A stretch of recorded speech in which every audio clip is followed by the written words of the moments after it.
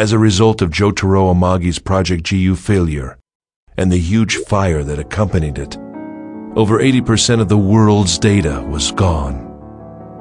GU was dissolved, and I assumed responsibility for its failure by resigning from CC Corp.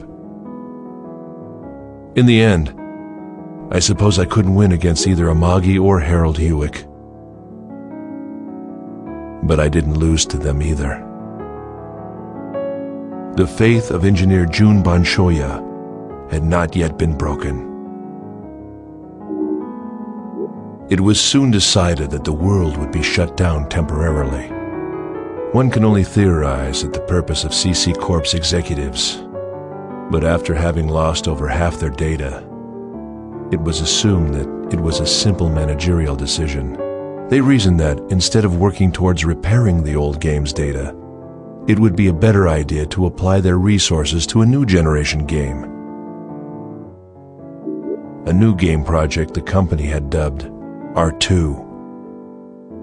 This was also a way to escape from the ever-looming ghost of the genius, Harald Hewick. Of course, analysis of the Harald system had been halted, and the re-examining Blackbox data had also been implemented into R2. Soon the day arrived.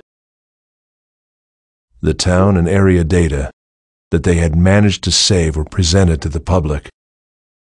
The first generation of the world faced its final day. I logged in with my own private character to see.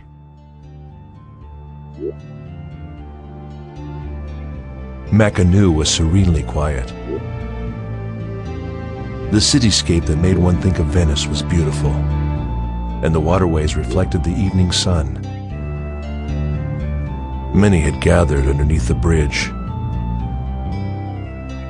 It reminded me of a happier time when the voices of hundreds of players echoed on the streets.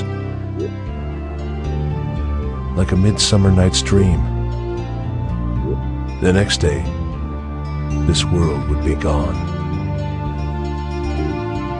With lingering memories and grieving voices, those who were angry at CC Corporation completely disregarded the presence of system administrators on that final day. The characters that they had grown so attached to would not be carried over to the next version, effectively ending their lives all at once. Even so, they gathered together in the town. Everyone said goodbye to their friends. Some vowed to meet again. Others decided to move on.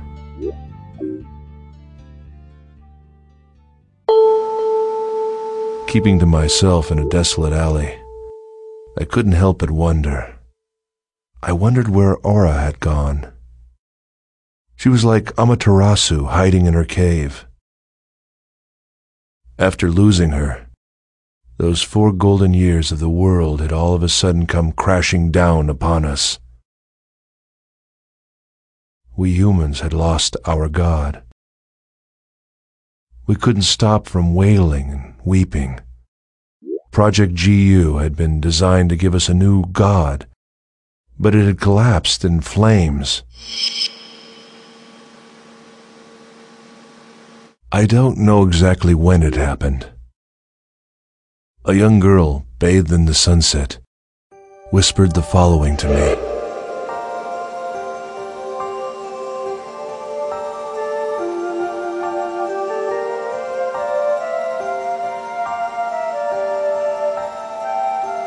The barefooted girl with saffron-color hair whispered to me.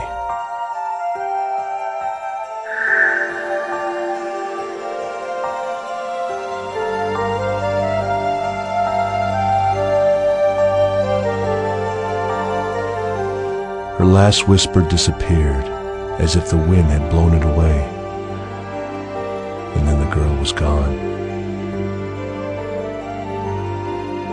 It felt like I stood there forever. I tried to make sense of her words, and then I realized that girl, with her obviously hacked character, might well have been a wandering AI. Somehow she gave me the impression of Aura that I had once known.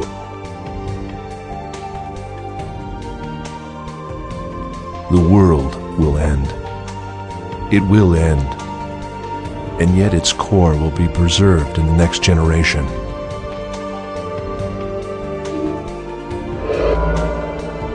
Generation of unity. It is what people have always wished for. Was I the only one to think that this comforting chaos, although ironic, somehow fit perfectly with the world? But now it is all too late.